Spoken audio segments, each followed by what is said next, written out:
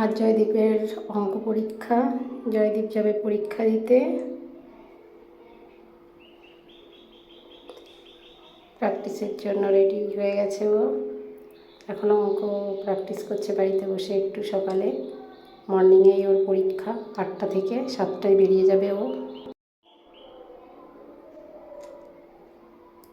পড়তে পড়তে জল পিপাসা পেয়ে গেছে ওর। আমি পাশে না বসে অ্যাকচুয়ালি ও পড়তেও চায় না, সেই জন্য সকালে উঠে ওকেও একটু টাইম দিলাম। তার মাঝে কাজগুলো সেরে নিলেন। শুভ সকাল, সবাই কেমন আছো? আমি তো বেশ ভালোই আছি। সকাল সকাল উঠে ঘর ঝাড় দিয়ে নিচ্ছি। নেওয়ার পরে বাকি কাজগুলো সব সেরে নিয়ে জয়দীপকে আবার পড়াতে বসাতে হবে। আজ জয়দীপের পরীক্ষা। ডিম সিদ্ধ করে নিয়ে এবার চাটা বসিয়ে দেবো। আদা দিয়ে চা করে নেবো একটু। আজ আর দুধ নেই, তাই আমুল দুধ বানাবো। যেটুকু দুধ ছিল জয়দীপকে হরলিক্স দিয়েছি।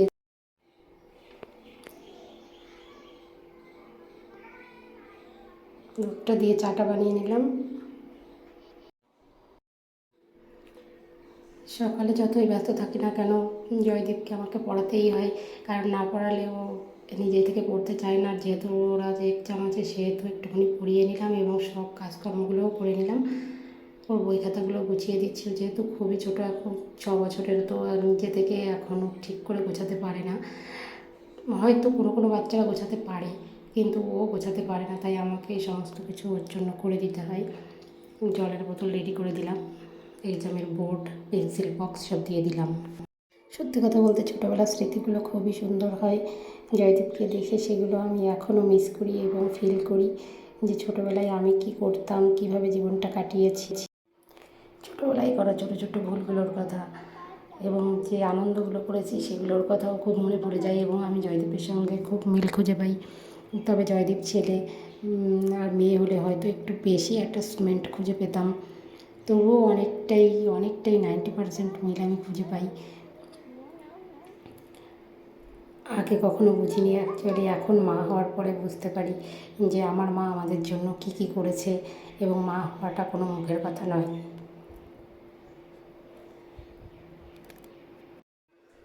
বাবু খেয়ে দিয়ে স্নান করে রেডি হয়ে গেছে স্কুলে যাওয়ার জন্য। এখন স্কুলে বেরিয়ে যাবে। কেউ নেই বাড়িতে, তাই আমি নিজেই দিয়ে আসবো গাড়িতে। অনেক দিন ধরে বলছি চুল কাটতে, কিন্তু ও কিছুতেই চুলটা কাটছে না।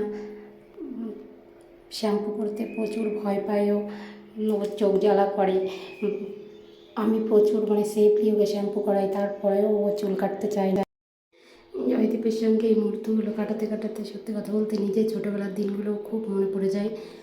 আমার এক্সামের সময় মা কীভাবে চিন্তা করতো এবং আমার মাও এইভাবে ঠিক গুছিয়ে দিত। হয়তো আমার মা এত হায়ার এডুকেটেড না আমার মতো, কিন্তু যতটা জানি, আমার মার এখন 60 বছর বয়স, তো উনি ক্লাস 8 পর্যন্ত পড়াশোনা করেছেন ওই সময়কার।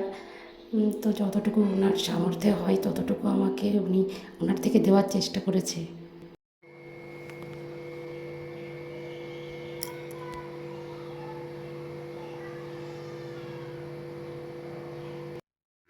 জয়দীপকে 7টার মধ্যে গাড়িতে তুলে দিয়ে এসে এখন বাজে 7টা। আমি এখন একটু চা খাবো শান্তিতে। সকালে চায়ে চুমুক না দিতে পারলে যেন মাথাটা আমার ধরে যায়। জানি না এটা বদ অভ্যাস না বাজে অভ্যাস না কি, তবে আমি একটুখানি চায়ে চুমুক দিলে অনেকটা এনার্জি খুঁজে পাই। সেই জন্য আমি যতই গরম পড়ুক না কেন একটুখানি চায়ে চুমুক আমি দিই। আর আজ আমি ইচ্ছা করেই দুধ চা বানিয়েছি। ইচ্ছা করলো যে ব্রেডে দুধ চায়ে ভিজিয়ে ব্রেড দিয়ে খাবো। একটা ডিম সিদ্ধ নিয়ে নিয়েছি, তবে ডিম সিদ্ধটা এখন খাবো না। ব্রেড আর চাটা খেয়ে নেবো। আধ ঘন্টা পরে যে আমি ডিম সিদ্ধটা খাবো, কারণ চায়ের সঙ্গে ডিম সিদ্ধটা খেলে ওর যে নিউট্রিশনটা আছে সেটা আমার শরীরে অ্যাবজর্ব হবে না।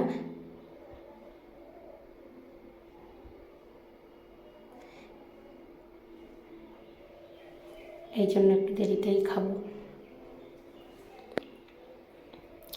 খাওয়া দাওয়া শেষ করে তারপরে এখন যাব রান্না করতে।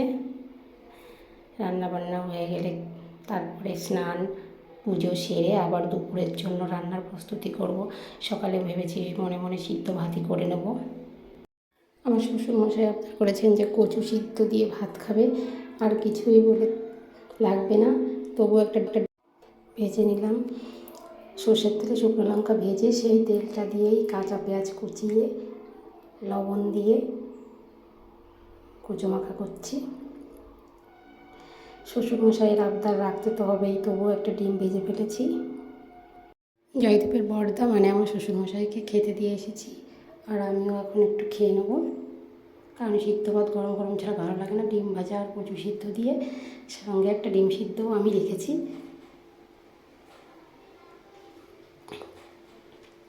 খাওয়া দাওয়ার পর্ব শেষ করে আবার মাথায় চিন্তা আছে, এক্ষুনি 10টা বেজে যাবে, এখন বাজে 10:45। 10টার মধ্যে রাস্তায় যেতে হবে জয়দীপকে আনার জন্য। জয়দীপের ছুটি হয়ে যায় 10টায়, এবং যেহেতু এখন এক্সাম চলছে তাই একটু তাড়াতাড়ি ওরা বেরিয়ে আসে, তাই 10টার মধ্যে বাড়ি চলে আসে। জয়দীপ স্কুল থেকে চলে এসছে, আর ওকে মোজা খুলে শার্ট খুলে দেবো, ও ফ্রেশ হয়ে নেবে।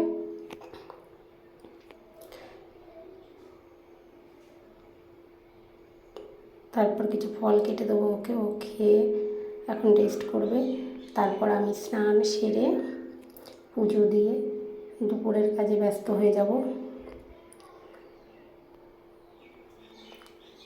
ভিডিওটা আর বাড়াবো না, আশা করি সবার ভালো লাগলেও। আমি সকাল থেকে কী নিয়ে ব্যস্ত ছিলাম আজ নিশ্চয়ই সকলকে বোঝাতে পারলাম।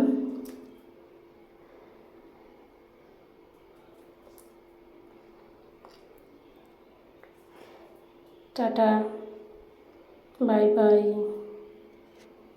সবাই ভালো থেকো।